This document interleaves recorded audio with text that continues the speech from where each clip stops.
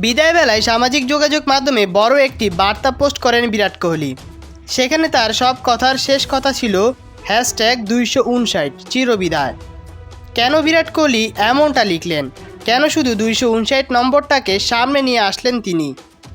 কী রহস্য লুকিয়ে আছে এই সংখ্যার মধ্যে যে তার নিজের যাত্রা শেষ হওয়ার সঙ্গে সঙ্গে এই সংখ্যাটারও যাত্রা শেষ ঘোষণা করে দিলেন বিরাট কোহলি? টেস্ট ক্রিকেটকে বিদায় জানাতে গিয়ে বেশ আবেগঘন পোস্ট করেন বিরাট কোহলি। লেখেন, 14 বছর আগে প্রথম টেস্ট ক্রিকেটের নীল ব্যাগি টুপি পরেছিলাম। সত্যি বলতে তখন জানতাম না ক্রিকেটের এই ফরম্যাট আমাকে কতটা এগিয়ে নিয়ে যাবে। কল্পনাও করিনি এই ফরম্যাট আমার পরীক্ষা নিয়েছে, আমাকে তৈরি করেছে, আমাকে শিক্ষা দিয়েছে। সারা জীবন এই শিক্ষা বহন করে যাব। সর্বশেষ নিজের কথা লিখে পোস্ট শেষ করার শেষ সময় বলেন, 259 চিরবিদায়। বিরাট কোহলির অনেক গভীর সম্পর্ক রয়েছে।